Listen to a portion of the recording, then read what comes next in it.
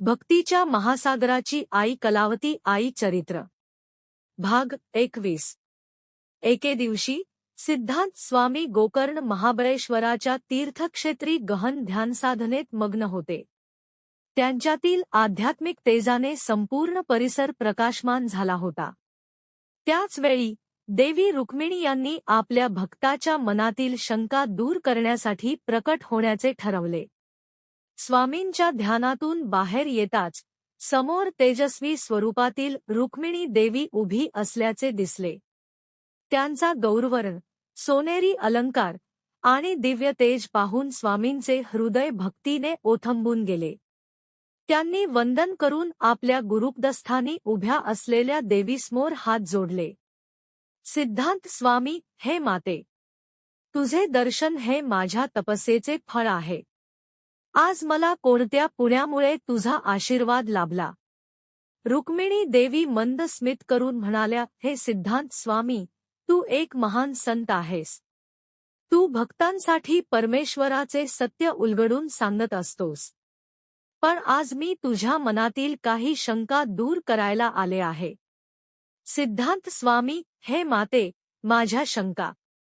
मी तर श्रीकृष्णाच्या चरणी संपूर्ण समर्पित आहे. रुक्मिणी देवी, होय, पण तुझ्या मनात एक गूढ विचार आहे. भगवंताच्या भक्तीमध्ये अधिक महत्त्व कोणाला आहे, प्रेमाला की शरणागतीला? सिद्धांत स्वामी क्षणभर विचार करू लागले.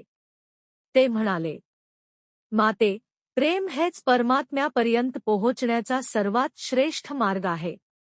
जर भक्ताला परमेश्वरावर प्रेम असेल तर तो त्याच्या चरणी लीन होतो. रुक्मिणी देवी मंद हस्त म्हणाल्या, तुझे म्हणणे योग्य आहे, पण प्रेमासोबत संपूर्ण शरणागतीही तितकीच महत्त्वाची आहे. मी स्वतः श्रीकृष्णाच्या चरणी संपूर्ण शरणागती पत्करली आणि त्यांची अर्धांगिनी झाले. जर शरणागती नसती तर प्रेम अपूर्ण राहिले असते. सिद्धांत स्वामींना आता अधिक स्पष्टता येऊ लागली. ते म्हणाले, माते, तू योग्य म्हणतेस. प्रेमाशिवाय भक्ती अपूर्ण आहे आणि शरणागतीशिवाय प्रेम अस्थिर राहते. म्हणूनच भक्ताने या दोन्ही मार्गांचा समतोल राखायला हवा.